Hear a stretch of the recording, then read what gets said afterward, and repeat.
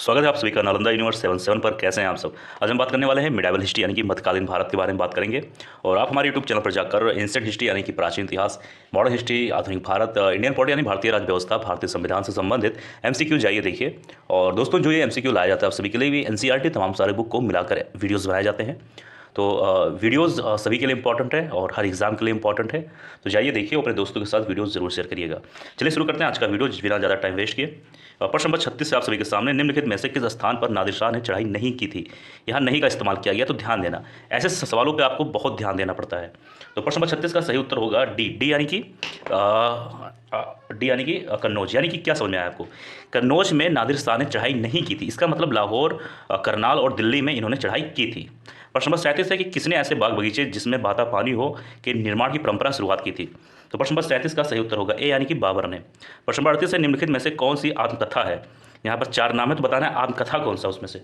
38 का सही उत्तर होगा डी यानी कि तुजुक ए बाबरी, जो जिसे हम बाबरनामा कहते हैं, ये आत्मकथा है। जबकि अकबरनामा, हुमायूंनामा ये सब आत्मकथा नहीं है, ध्यान देना। ऐसे ही सवाल आप सभी को कंफ्यूज करते हैं। प्रश्न नंबर 39 से कौन सा सुमेलित नहीं। यहाँ पर देखिए प्रश्न 4 ऑप्शन है ए बी सी डी, एक दूसरे के सामने नाम दिया गया है, तो बताना है कि कौन सा किससे संबंधित है। ठीक है, नहीं कौन सा किससे संबंधित नहीं है पूछा गया है ना। 39 का सही उत्तर होगा ए, एक मिनट, ए यानी कि हुमायूंनामा जो है वो हुमायूं से संबंधित नहीं है। इसका मतलब आपने क्या समझा, ये समझा कि हुमायूंनामा जो है ये हुमायूं ने नहीं लिखा है, जबकि एक दूसरे के सामने जो भी है वो चीज़ उन्होंने लिखा है। ठीक है, प्रश्न नंबर 40 है कि राजा बीरबल की उपाधि किसे दी गई थी। तो 40 का सही उत्तर होगा ए यानी कि महेश दास जी को। प्रश्न नंबर 41 है कि औरंगजेब ने ज़्यादा भवनों का निर्माण नहीं करवाया, क्यों नहीं करवाया, कुछ तो कारण होगा, ये जानते हैं। 41 का सही उत्तर होगा ऑप्शन नंबर डी यानी कि एक मिनट, हाँ, उसने अपने शासनकाल में निरंतर युद्ध करने पड़े। ठीक है, अब आ जाइए प्रश्न नंबर 42 पर। इसमें कहा गया है कि किस मुगल शासक का 2 बार राजाभिषेक हुआ, 2 बार राजाभिषेक। तो 42 का सही उत्तर होगा डी यानी कि औरंगजेब ऐसा मुगल शासक है जिसका 2 बार राजाभिषेक हुआ। प्रश्न नंबर 43 है आप सभी के सामने कि ग्रांड ट्रंक सड़क जोड़ती है, तो किसको जोड़ती है। 43 का सही उत्तर होगा सी यानी कोलकाता हुआ अमृतसर। जैसे कि यहाँ हो गया कोलकाता और यहाँ हो गया अमृतसर, तो यहाँ ऐसे। ठीक है, प्रश्न नंबर 44 है कि वर्ष 1526 में लड़ी गई पानीपत की पहली लड़ाई में बाबर से कौन पराजित हुआ था। इसका मतलब क्या समझे कि पहले पानीपत की लड़ाई में बाबर था और बाबर से कौन पराजित हुआ, यानी कि बाबर की इसमें जीत हुई थी। 44 का सही उत्तर होगा यानी कि इब्राहिम लोदी। प्रश्न नंबर 45 है शेर शाह सूरी का मकबरा कहाँ स्थित है। 45 का सही उत्तर होगा सी यानी कि सासाराम में। ठीक है, अब एक मिनट जाइए। प्रश्न नंबर आइए बात करेंगे 46 में। इसमें कहा जा रहा है कि अकबर का राजाभिषेक कहाँ हुआ था। बहुत ही अच्छा सवाल। 46 का सही उत्तर होगा ए यानी कि अकालानौर में। प्रश्न नंबर 47 है गुरु अर्जुन देव समकालीन थे, यानी कि गुरु अर्जुन देव जी जब थे तो उस समय कौन सा शासक था उनके मतलब उनके जीवन काल में, या फिर कह सकते हो उस दौरान।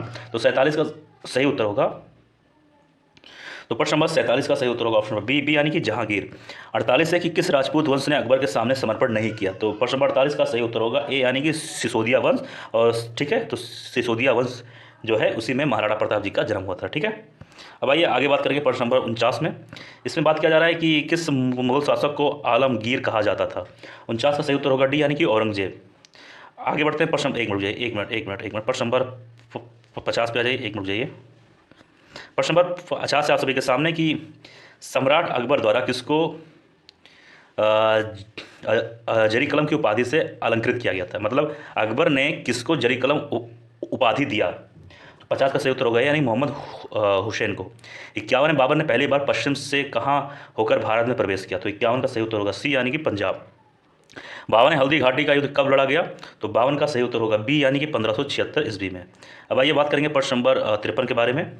इसमें कहा जा रहा है फैजी निम्नलिखित में से किसके दरबार में रहा।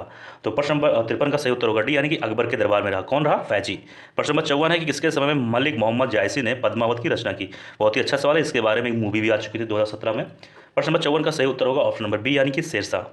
प्रश्न नंबर 55 है किसने चौसा की लड़ाई, यानी कि अगर पूछा जाए कि चौसा की लड़ाई कब हुई तो 1539। ये एक चीज़ आपको इस सवाल में एक और चीज़ मालूम पड़ा। तो पूछा क्या गया है किसने चौसा की लड़ाई में हुमायूं को पराजित किया। इसका मतलब चौसा की लड़ाई में हुमायूं भी था और हुमायूं की हार हुई थी। ठीक है, क्या लिखा हुआ है, किसने चौसा की लड़ाई में हुमायूं को पराजित किया। तो 55 का सही उत्तर होगा ए यानी कि शेरशाह। ठीक है, आगे बढ़ते हैं। प्रश्न नंबर 56 में क्या कहा जाता है। इसमें कहा जा रहा है कि हुमायूं का मकबरा कहाँ स्थित है। तो 56 का सही उत्तर होगा ए यानी कि दिल्ली में स्थित है। ये चीज़ आपको मालूम होना चाहिए। प्रश्न नंबर 57 है कि किस मुगल शासक ने 2 बार शासन किया। तो प्रश्न नंबर 57 का सही उत्तर होगा बी, यानी कि हुमायूं ने ऐसा किया। ठीक है, 2 बार शासन किया। प्रश्न नंबर 58 पे आ जाइए। एक मिनट, इसमें कहा जा रहा है कि भारत में बीबी का मकबरा स्थित है। एक मिनट।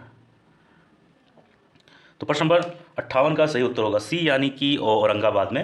अब बात करेंगे हम प्रश्न नंबर 59 में कि फतेहपुर सीकरी स्थित लाल पत्थर में निर्मित शेख सलीम चिश्ती के मकबरे को किसने संगमरमर का करवाया।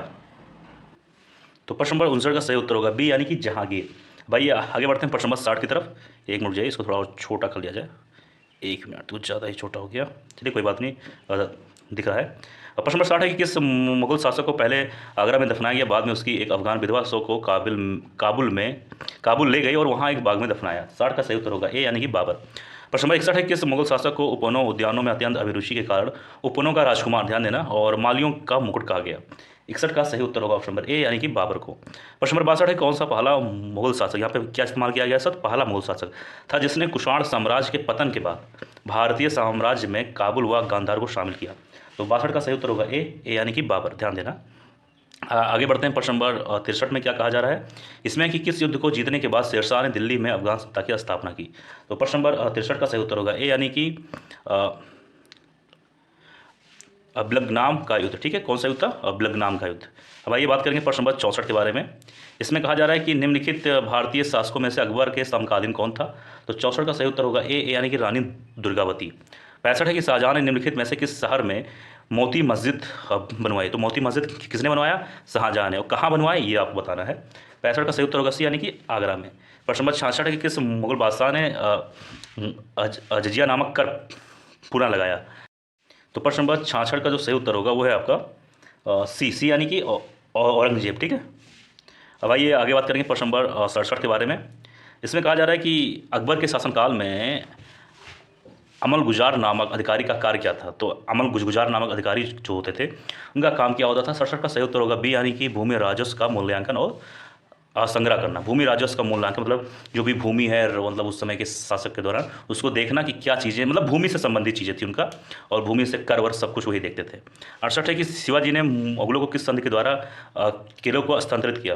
तो 68 का सही उत्तर होगा सी, यानी कि पुरंदर। प्रश्न नंबर 69 है कि किस वर्ष वैसाखी के दिन 13 अप्रैल को गुरु गोविंद सिंह ने खालसा पंथ की स्थापना की। एक बार, हाँ, किस वर्ष वैसाखी के दिन 13 अप्रैल गुरु गोविंद सिंह ने खालसा पंथ की। तो क्या इसका उत्तर होगा 69 का बी, यानी कि 1699। अब बात करेंगे इस वीडियो का अंतिम सवाल नंबर 70 है। निम्न में से कौन सा मुगल बादशाह पहले तो अंग्रेजों का कैदी रहा और बाद में जीवन पर्यंत मराठों का पेंशन भोगी रहा। तो प्रश्न नंबर 70 का सही उत्तर होगा ए, यानी कि शाह आलम द्वितीय। तो ये था दोस्तों आज का वीडियो। मुझे उम्मीद है आप सभी को ये वीडियो पसंद आया होगा। जाइए यूट्यूब पर हमारे सारे प्लेलिस्ट को देखिए, हर सब्जेक्ट से संबंधित MCQ, और मिलते हैं किसी और वीडियो में। आप स्वस्थ रहें, अच्छे रहें। जय हिंद, जय भारत।